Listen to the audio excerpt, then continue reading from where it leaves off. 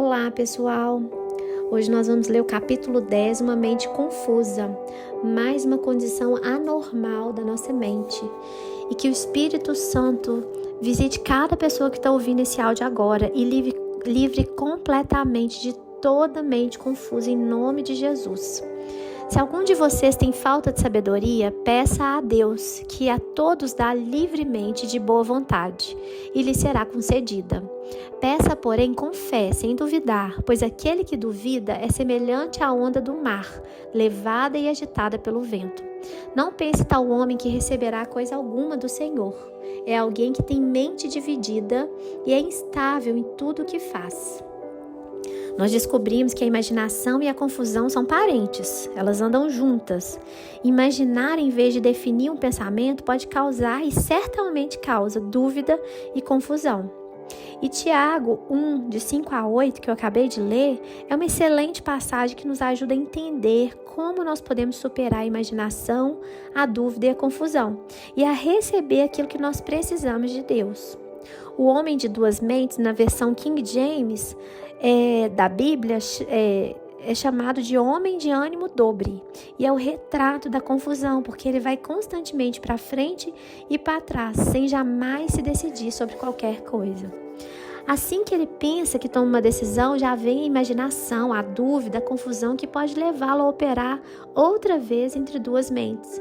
E ele é inseguro a respeito de tudo.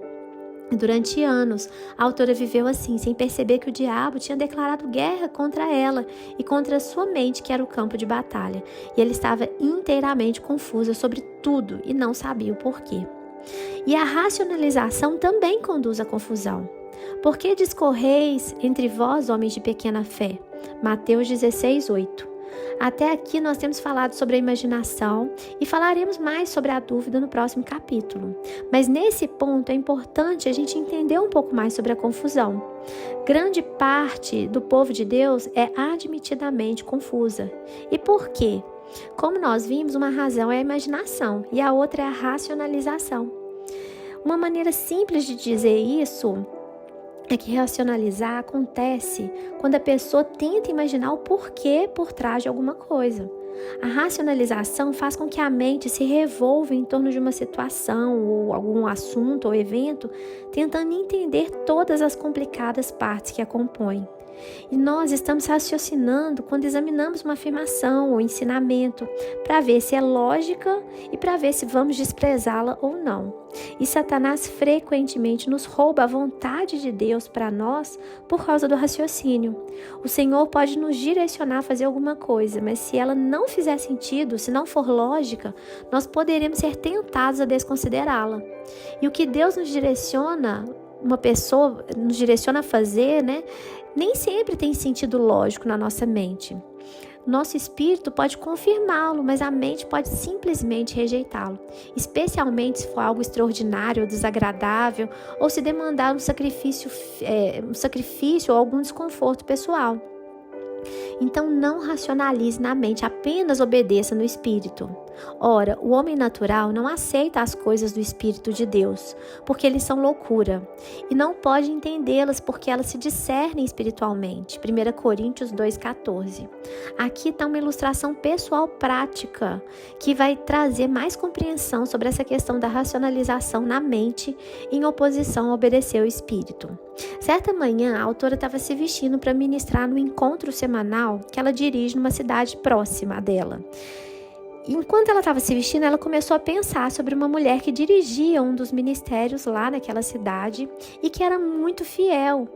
E veio o desejo ao seu coração de fazer alguma coisa para abençoá-la. E ela orou. Ela disse: Pai, a Ruth tem sido uma bênção para todos nós esses anos. O que eu posso fazer para ajudá-la? E imediatamente seus olhos caíram sobre um vestido vermelho novo que estava pendurado em seu closet. E ela sabia em seu coração que o Senhor a estava impelindo a dar aquele vestido a Ruth, embora ela o tivesse comprado há 3 meses e ela nunca tinha usado.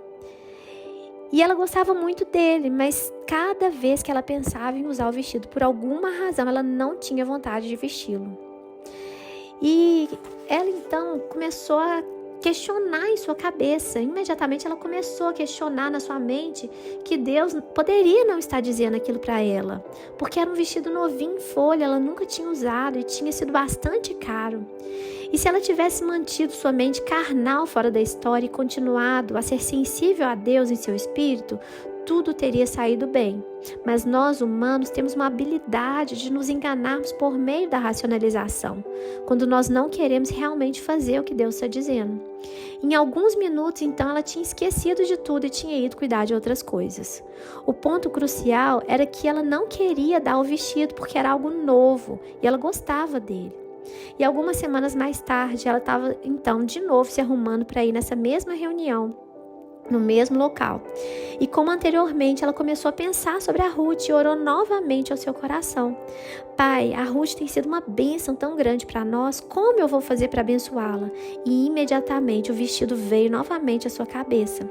E então ela se sentiu afundando em sua carne, porque agora ela se lembrava do outro dia, no qual ela rapidinho se esqueceu sobre o vestido. E dessa vez não tinha como ela torcer a situação.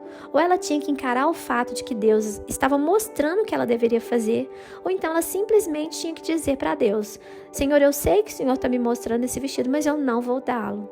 Só que ela ama demais o Senhor para desejar lhe desobedecer intencionalmente, então ela começou a conversar com ele sobre o vestido vermelho.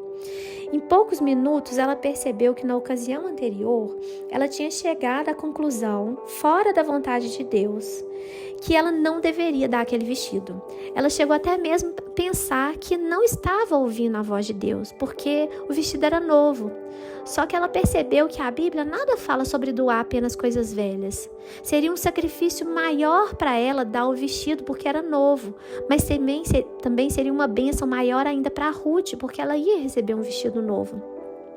E quando ela abriu seu coração para Deus, ele começou a lhe mostrar que, para início de conversa, ela havia comprado o vestido para Ruth, e por essa razão ela jamais havia conseguido usá-lo.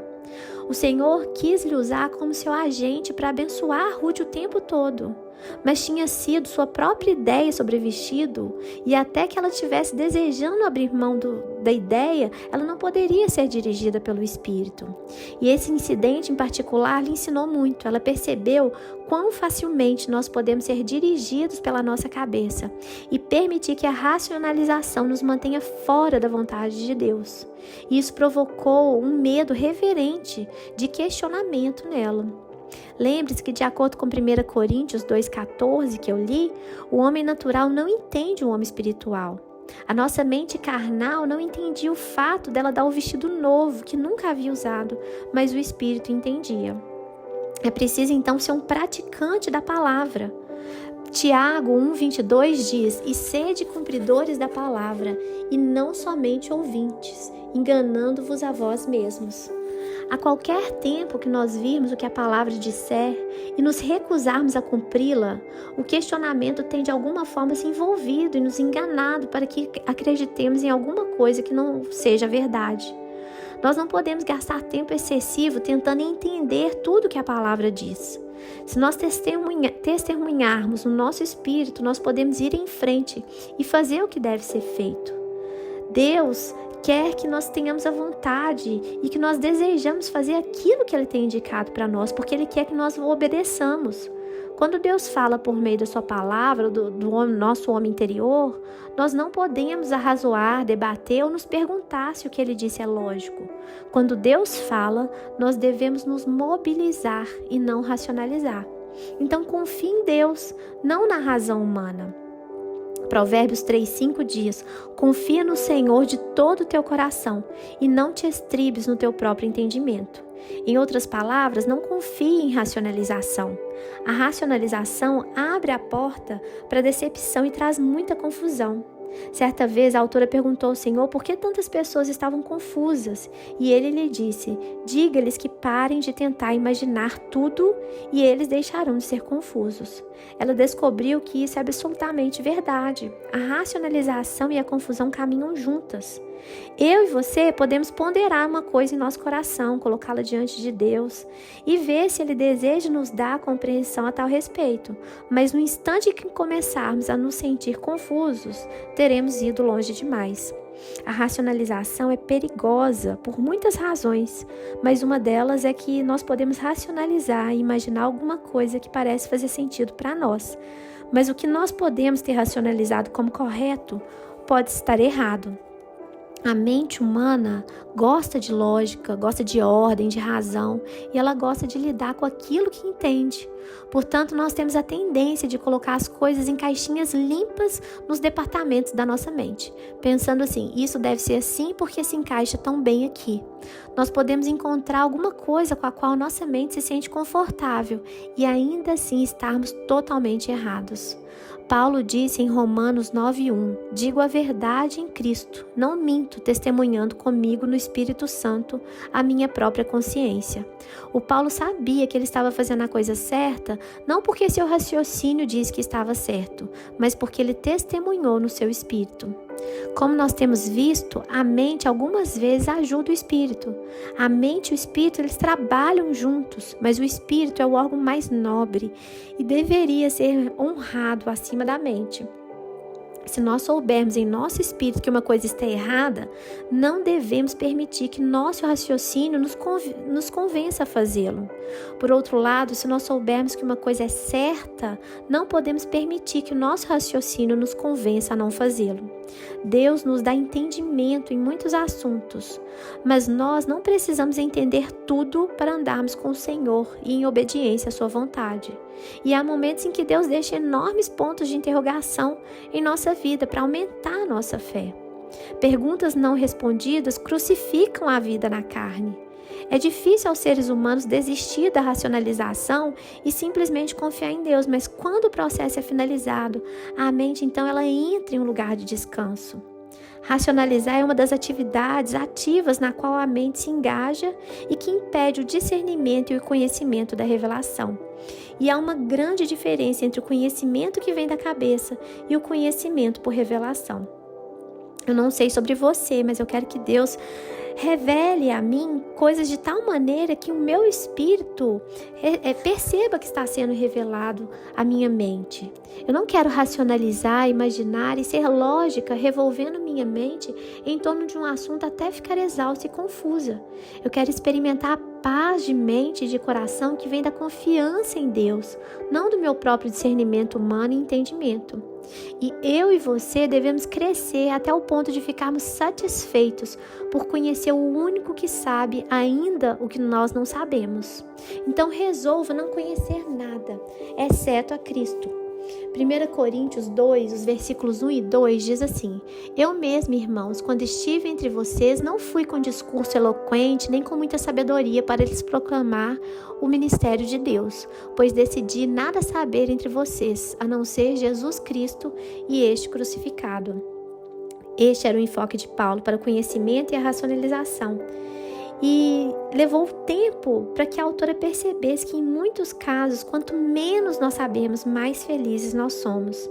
Algumas vezes nós descobrimos que saber demais nos torna infelizes. Ela sempre foi uma pessoa muito curiosa, inquisitiva, e ela tinha que ter tudo calculado para estar satisfeita. E Deus começou a lhe mostrar que sua constante racionalização era a base da sua confusão e que isso a estava impedindo de receber o que Ele queria lhe dar. Ela percebe agora que ela se sentia mais segura se tudo tivesse calculado, e ela não queria nenhuma ponta solta em sua vida. Ela queria estar no controle, e quando não entendia as coisas, se sentia fora de controle, amedrontada. Mas alguma coisa estava faltando. Ela não tinha paz na mente, estava fisicamente exausta de tanto racionalizar. E esse tipo de contínua atividade mental errada até mesmo torna seu corpo físico cansado, e isso pode deixá-lo exausto. Deus exigiu que ela desistisse disso, e ela sugere enfaticamente a mesma coisa para qualquer um que seja viciado em racionalização. Nós podemos nos tornar viciados em atividades mentais erradas, da mesma maneira que alguém pode se viciar em drogas, álcool, nicotina. Ela era uma viciada em racionalização e quando ela abandonou, ela teve sintomas de carência. Ela se sentiu perdida e amedrontada porque ela não sabia o que estava acontecendo. Ela se sentiu até mesmo entediada. E ela tinha gastado tanto do seu tempo mental racionalizando que quando ela abandonou essa atividade, ela precisou se acostumar com o fato de sua mente estar em paz. E no início parecia tedioso, mas agora ela ama isso. E enquanto antes ela costumava dirigir sua mente durante todo o tempo sobre tudo, agora ela não pode tolerar a dor e o trabalho da racionalização. A racionalização, então, não é a condição normal na qual Deus quer que nossa mente resida. Então, esteja consciente de que não é normal que a mente seja cheia de racionalização. Pelo menos não é para cristãos que pretendem ser vitoriosos, para aqueles cristãos que pretendem ganhar a guerra que é travada no campo de batalha da mente. Que o Senhor te abençoe, que Ele guarde a sua mente e que Ele te livre de toda racionalização, de toda mente imaginativa e de todo espírito de confusão. Em nome de Jesus, amém.